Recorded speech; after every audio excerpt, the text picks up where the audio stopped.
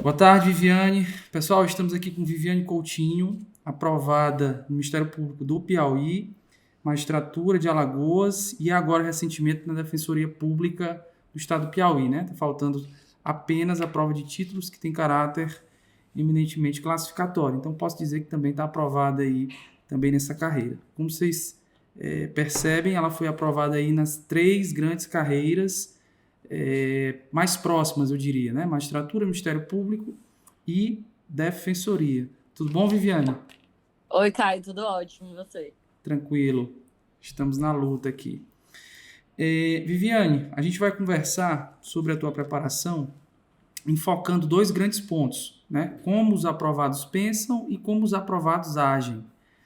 Esses dois grandes pilares que eu acho que merecem uma atenção nossa, para que a gente possa tirar alguns insights aqui e ensinar alguma coisa para o pessoal. Eu vou iniciar a nossa conversa aqui, primeiro perguntando por que você decidiu estudar para concurso público, né?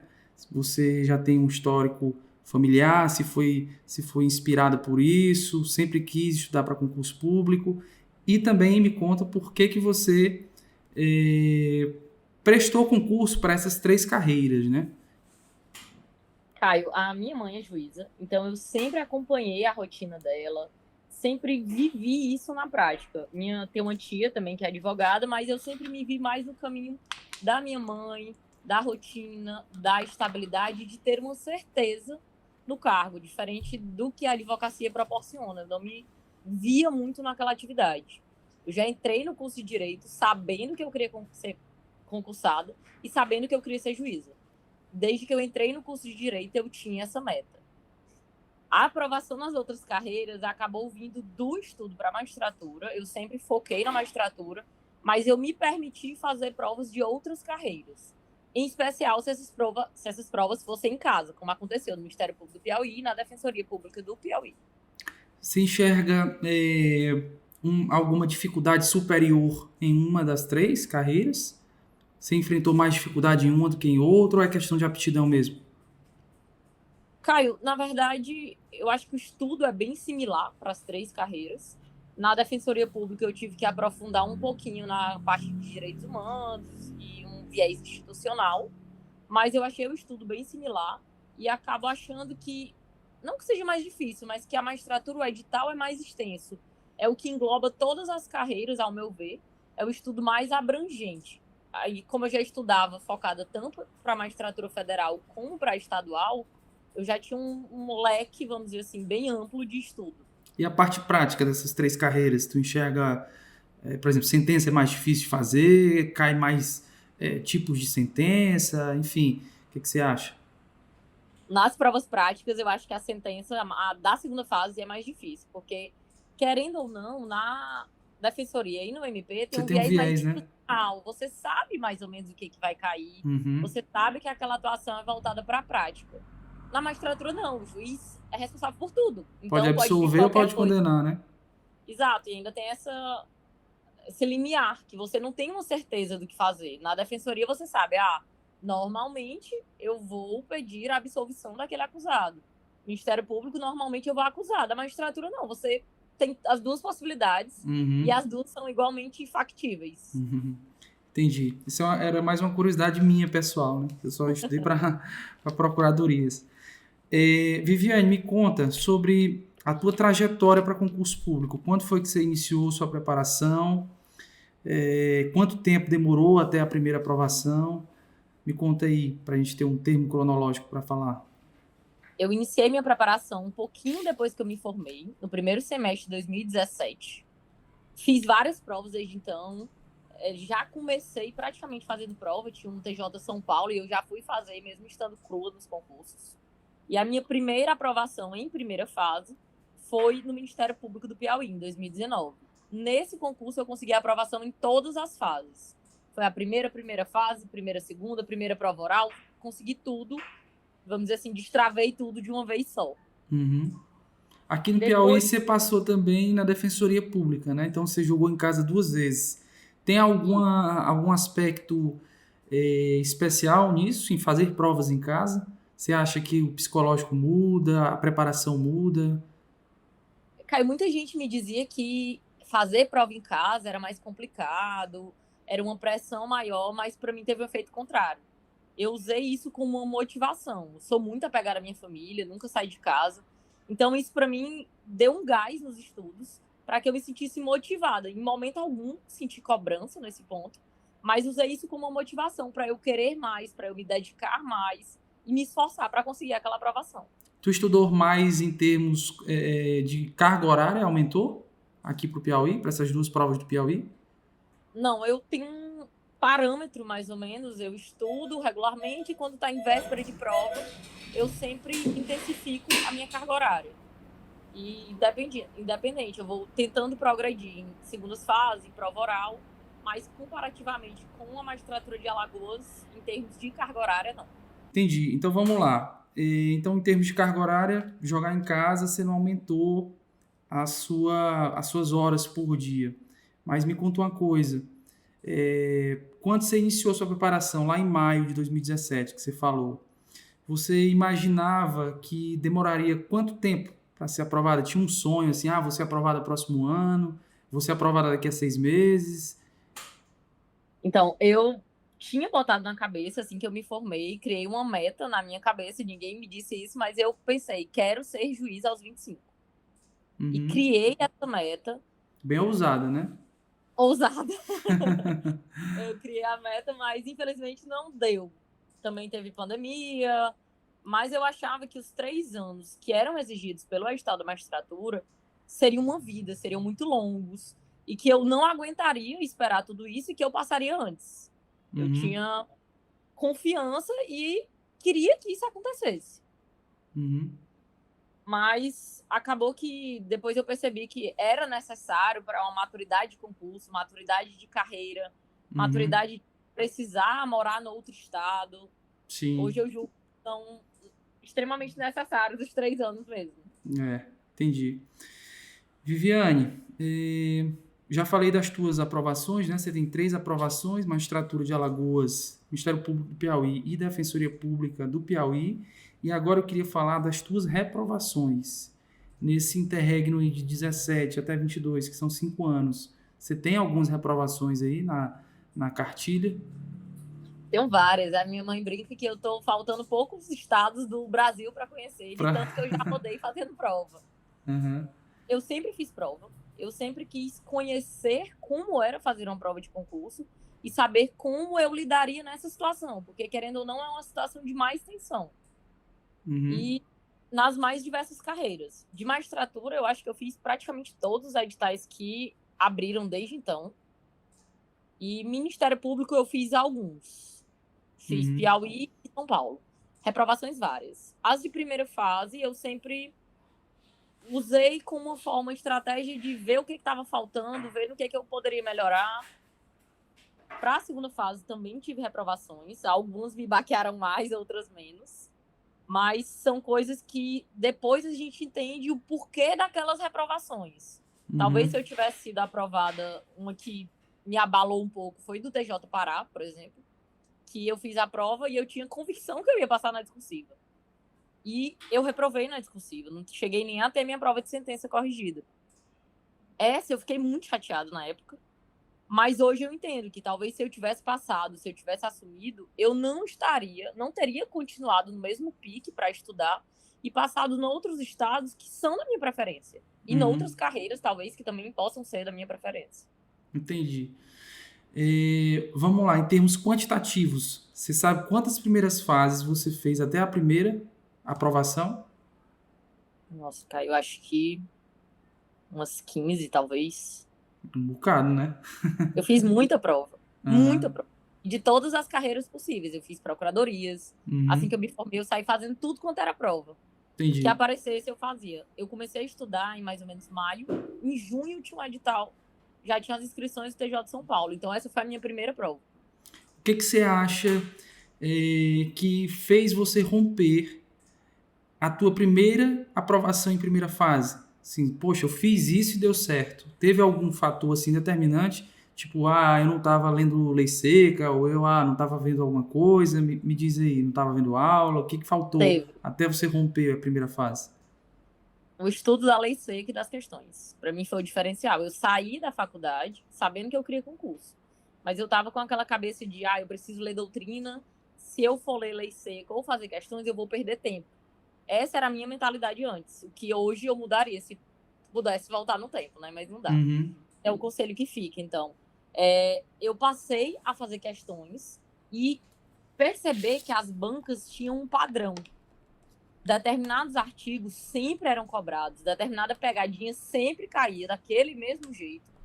E isso deixou a forma de responder a prova bem mais rápida e também me abriu os olhos na leitura da lei seca, porque só a leitura da lei seca solitária, para mim, não fazia muito sentido.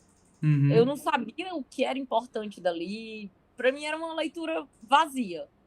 Intercalando lei seca e questões, eu consegui ter esse gatilho de saber onde eu deveria dar mais atenção e onde eu não deveria, e de ficar mais, vamos dizer, preparada para responder as questões. Entendi. Essa tática de lei seca e questões, depois do edital, você intensificou ou era a mesma, eu diria assim, a mesma proporção no período pré-edital? Não sei se você conseguiu compreender minha pergunta. Na véspera do Ministério Público, quando o edital saiu, eu não adotei de pronto essa estratégia. Faltando uns 3 meses para a prova, eu decidi que eu ia mudar tudo. Vi que estava faltando alguma coisa, estava fazendo outras provas e estava ficando por poucos pontos. E aí eu percebi que eu precisava, se eu queria resultado diferente, eu precisaria adotar uma estratégia diferente. Uhum. Foi nesse momento que eu decidi focar em lei seca. Então, os 3 meses anteriores à prova, eu me dediquei quase que exclusivamente à lei seca e questões da banca específica, que no caso era a CESP. Uhum. É curioso esse teu relato, ele se repete sempre.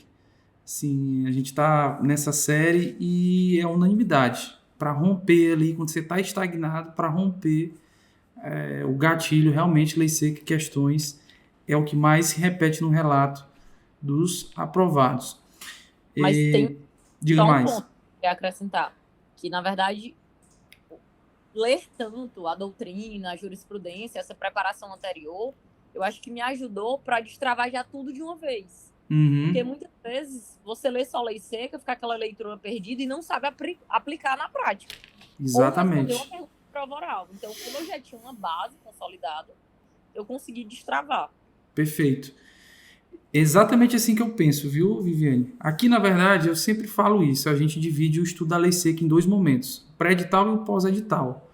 A gente nem só acredita na lei seca pura e seca, né, como o nome diz, porque ela sim é extremamente importante para as primeiras fases, mas ela precisa de uma base anterior. E aí a gente divide o estudo da lei seca no pré-edital e no pós-edital. No pré-edital ela acompanha a doutrina e no pós-edital a gente intensifica o estudo da lei seca de uma forma mais robusta, né? A doutrina fica ali para revisão ou para tirar dúvidas. Mas nesse período pré-edital, essa base que tu fizeste, eu não tenho dúvidas de que foi determinante para a tua aprovação completa no concurso. O que a gente vê muito, e isso é interessante, inclusive aconteceu no meu concurso, é que candidatos que têm um histórico de aprovação em concursos médios, né, seja para técnico, analista e tal, eles vão muito bem na prova objetiva, tipo, geral, pelo menos no meu, né?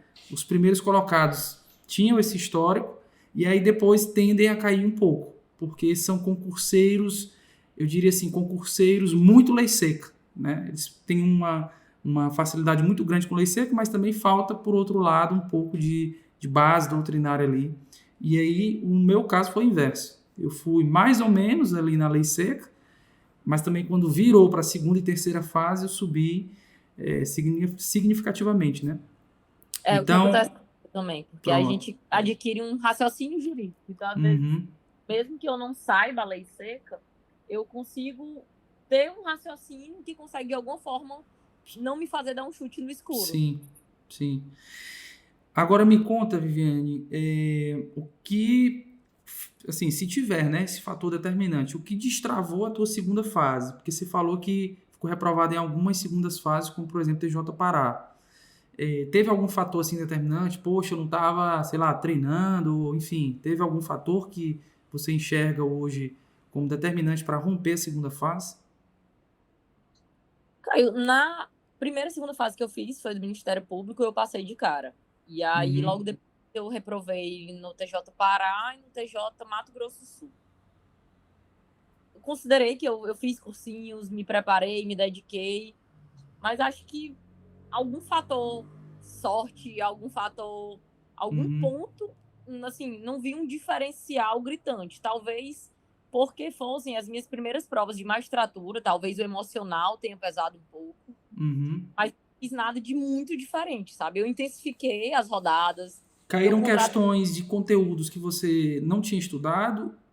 Não, Ou assim, pô, caiu, sei lá, pessoa natural, todo mundo já estudou controle de constitucionalidade, todo mundo já estudou. E ainda assim você errou, ou foram pontos assim, sei lá, pontos muito específicos que você eventualmente não estudou na tua preparação?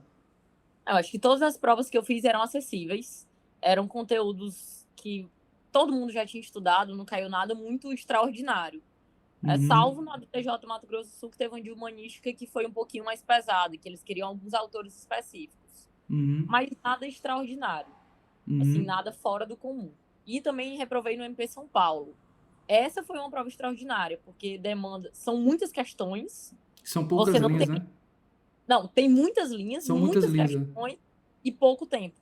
Uhum, Então, às vezes você se empolga, o que aconteceu, eu me empolguei numa questão e aí faltou tempo para outra, uhum. mas diferencial na preparação, eu só intensifiquei a resolução de provas, o raciocínio, de ter aquele raciocínio rápido, de já saber mais ou menos em qual artigo tá. Você estudou jurisprudência para essas segundas fases? Sim, muito intenso, estudo de jurisprudência para as segundas fases, sempre com o buscador, dizer o direito, mas Uhum, revisando temas pontuais, temas uhum. que eu ou tinha dificuldade ou que eu acreditava que seriam grandes apostas, como, por exemplo, o controle de constitucionalidade, que normalmente cai. Entendi. Você mencionou que no MP de São Paulo você se atrapalhou um pouco com o tempo, né, de resolução de prova, de segunda fase, no caso. Foi apenas esse episódio ou você, nessas outras segundas fases que você reprovou, você também teve problema com o tempo? Só nesse, eu me considero uma pessoa muito rápida. Eu termino provas objetivas com 1 hora e meia, 2 horas. Eu tenho que ficar esperando para poder Uhum, sair. Nas discursivas também, eu normalmente termino com folga. Nesse do MP São Paulo, não tinha limite de linhas. uhum, Eram 2 dissertações, salvo engano, e 4 questões. E um tempo de duração de 4 horas. Então era muito exíguo.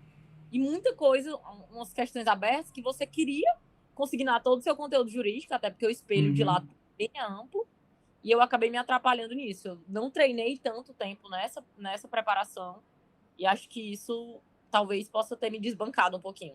Entendi. E nessas tuas reprovações, agora uma pergunta mais de mentalidade. Porque você me falou aí que fez cerca de 15 provas, né, até a tua primeira aprovação, depois reprovou em algumas segundas fases. Em alguma dessas reprovações, você pensou em desistir? Poxa, isso aqui não é para mim, ou tô chegando. Me conta aí qual foi o teu sentimento. Não, eu sempre pensava mais assim, de ver o que é que não me fez chegar lá. Eu preciso mudar isso porque eu vou chegar lá.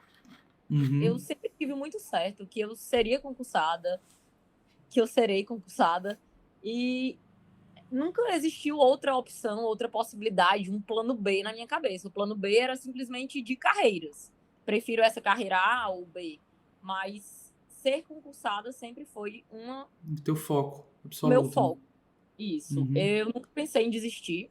É claro que uma aprovação abala, você fica meio sensibilizado, procurando saber o que errou, mas eu sempre tentei ver isso como uma motivação do que eu poderia melhorar para ir além, para poder uhum. passar com folga, para poder não ficar preocupada com isso. Tu teve diagnóstico de disciplina nessas tuas reprovações? Porque você fala assim, eu tirei minhas reprovações para entender o que que faltava. Quando você fala isso, você fala de disciplina, por exemplo, sei lá, tô errando muito penal, ou tô errando muito, sei lá, determinado tema, determinado aspecto, ou também, né, essa tua análise, ela recai também sobre ferramentas, por exemplo, tá faltando jurisprudência, ou tá faltando lei seca. Você já falou da importância da lei seca para romper, né?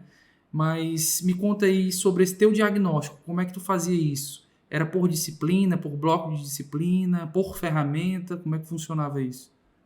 Para as primeiras fases, meu diagnóstico era por disciplina. Eu sempre via em qual disciplina eu estava indo melhor, em qual eu fui pior, e nessa eu sempre reforçava. Fui mal numa prova de eleitoral, então eu reforçava, intensificava meu estudo em eleitoral. Nas segundas fases, como caía tudo, o foco era mais saber se eu estava errando doutrina ou jurisprudência.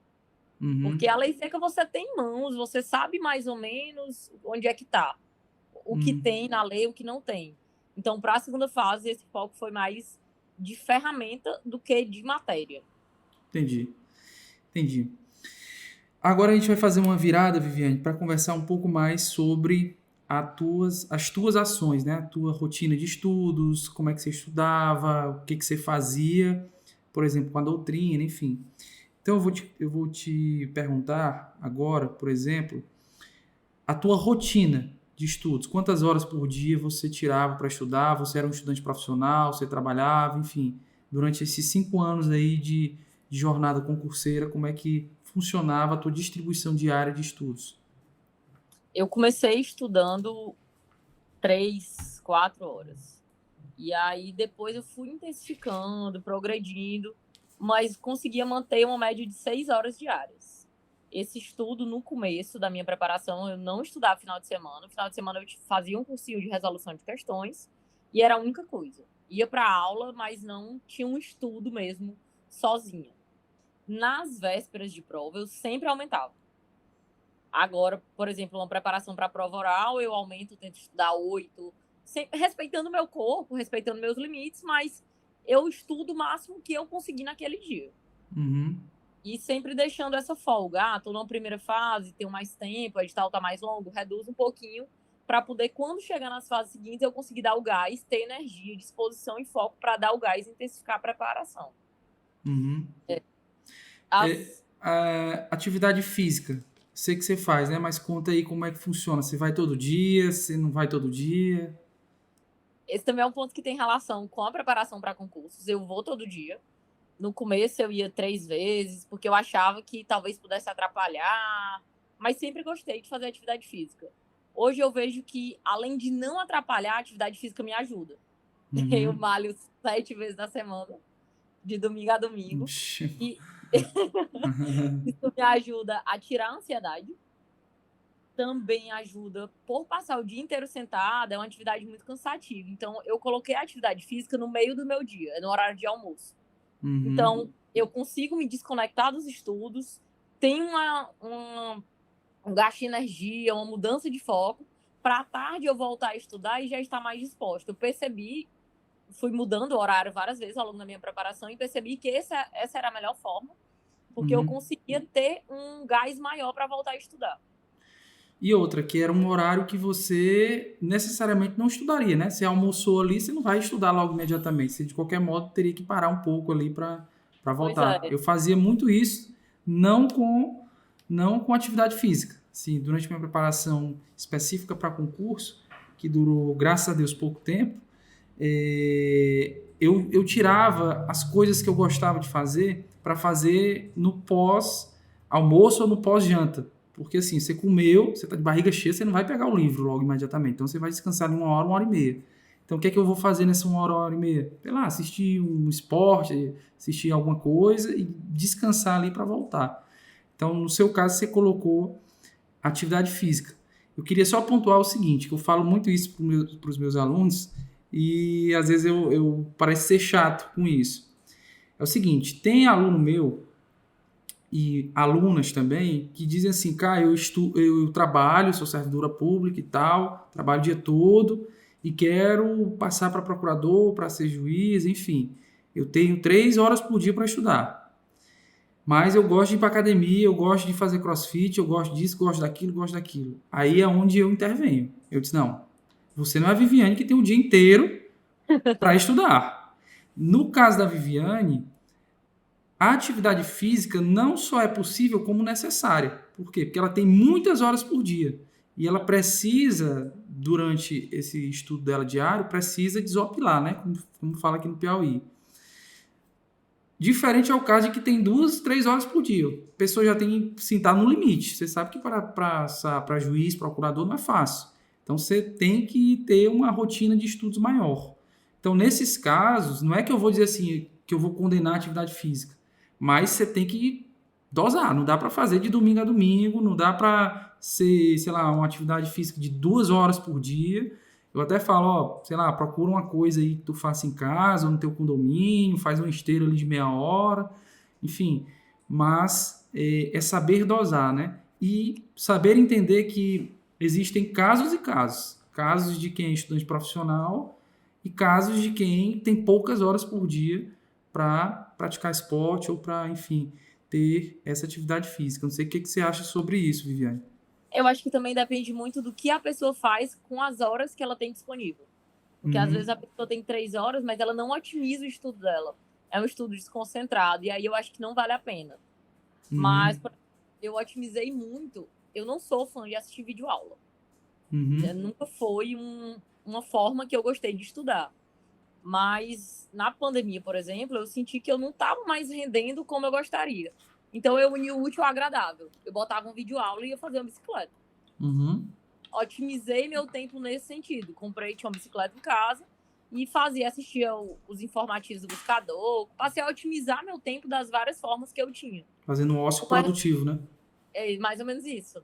Uhum, E, por exemplo, a pessoa que não tem muito tempo, a outra coisa que também adotei, que adoto sempre que eu estou em véspera de prova, todo o percurso que eu faço no carro, eu estou escutando podcasts. uhum, Ao invés de escutar música, eu escuto podcast, eu escuto informativo, eu escuto coisas que, de alguma forma, mesmo que eu não esteja prestando 100% atenção, vão ficar na minha memória. uhum. Fica aquele gatilho lá, alguma coisa tá na cabeça para lembrar numa prova. Então, Entendi. é otimizar o tempo. Eu acho que também tem uma regra de que quanto menos tempo você tem, mais tempo você tem. Porque as pessoas que, como eu, viraram estudantes profissionais têm muito tempo, o normal é procrastinar. Achar, eu Uhum, tenho, então eu posso enrolar aqui, posso fazer 2 horas de atividade física, posso dormir mais um pouquinho. E acaba que no final do dia você não fez nada. E quem uhum, tem 3 horas, se consegue otimizar, consegue render, às vezes rende mais do que um estudante profissional. uhum. Então tem Verdade. esse meio termo, depende do que você faz com o seu tempo. Tu estudava dia de domingo? Antigamente, no começo da preparação, não. Hoje em dia, sim. Assim, principalmente depois dos editais ou assim, sempre? Tá sem edital aberto ou tá estudando dia de domingo? Agora tô. Assim, claro, tem uns domingos que eu tô mais cansada, que eu fico em casa, opto por ficar com a família.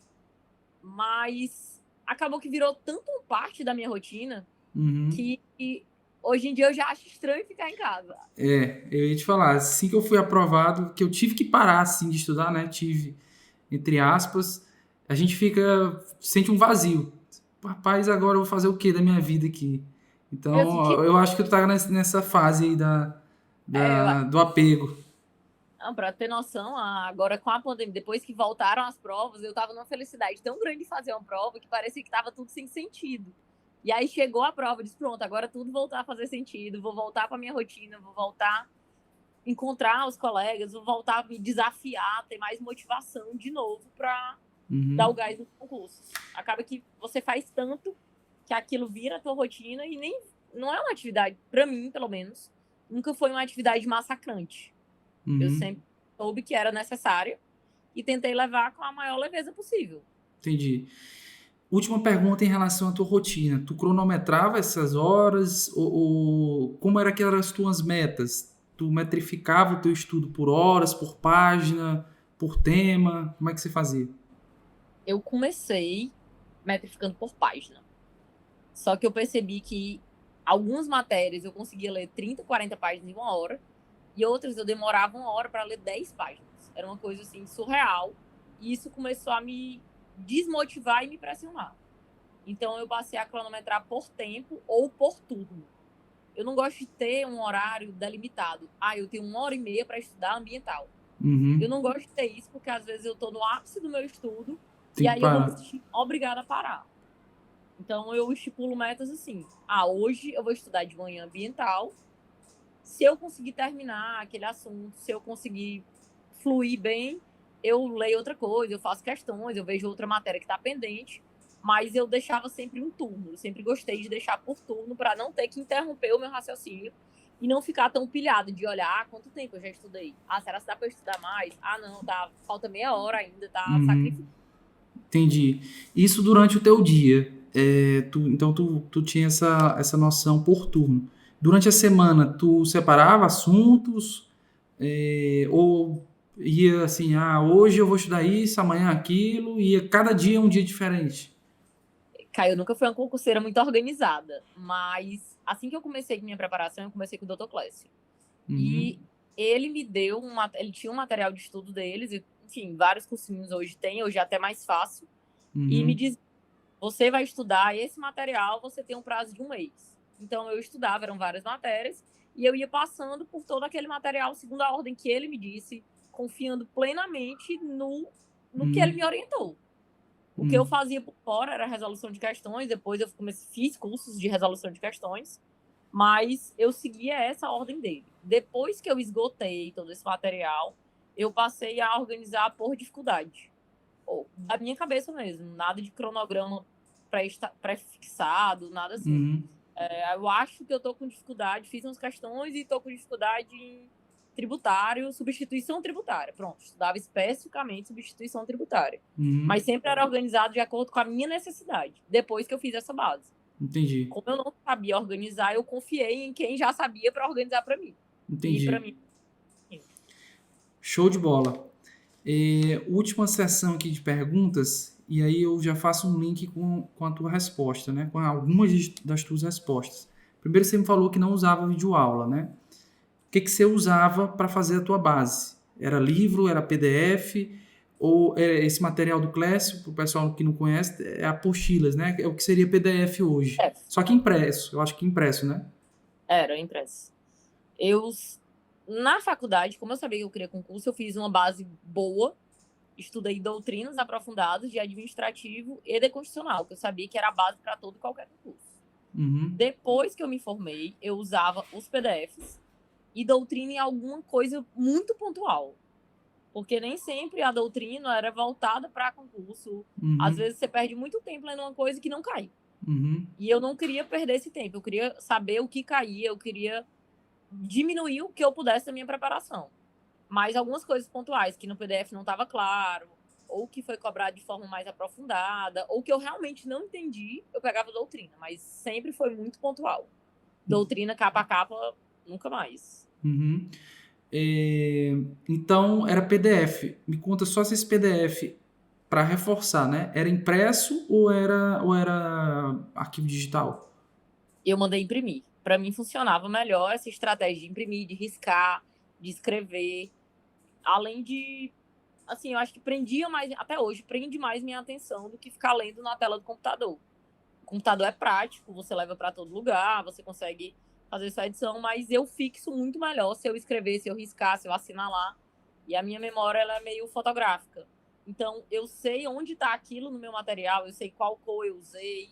Isso facilita muito na hora de estudar. No meu caso também, fiz exatamente isso. Só me detalhe um pouco mais, Viviane, sobre essas tuas anotações. Era resumo? Era um círculo? O que você fazia de anotação? E você mencionou também cores, então eu suponho que sejam grifos. Me conta como é que você grifava, tem alguma técnica de grifo e de anotação? Eu nunca fiz resumo. Eu usava o PDF e anotava palavras-chave. Algum tema tem 3 elementos. Elementos do ato administrativo. Eu fazia a setinha no título e botava quais são os elementos. Pronto. Tem alguma coisa que é muito importante que eu coloco. E acrescentava nesse material julgados ou alguma questão de prova que não tinha no meu material. Eu fui fazendo o meu material e também fazendo o meu vademecum. Era um vademecum antigo de post-it que eu fui enchendo e ficou o meu vademecum que eu já sabia manusear, que eu tinha todas as teorias. E para uma revisão rápida era bem mais fácil. Quanto a cores, eu tentava usar o amarelo comum para grifar coisas importantes, principalmente autores, nomes de teorias, algum conceito importante, e usava uma outra cor se fosse uma jurisprudência, se fosse súmula. Sempre gostei de marcar para me chamar a atenção que aquilo era súmula, em especial porque eu já sabia que em segundas fases e prova oral você não tem esse acesso à súmula.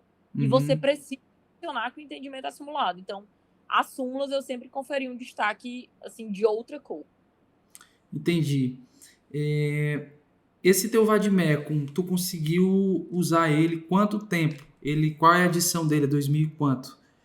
Ele é 2018, eu usei até a prova da segunda fase de Alagoas. Aí depois eu achei que ele já estava muito Frankenstein demais. desatualizado, já estava perdido. Aí eu comecei a tentar fazer o novo, mas já nem fiz.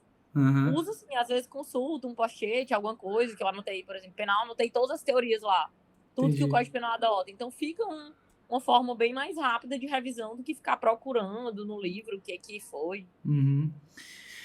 Questões, você fazia na tela do computador ou fazia por livro, enfim? Questões no computador. E provas. Sempre que tivesse prova, eu estava fazendo. Qualquer concurso que você procurar, você me via por aí, porque eu sempre fiz prova.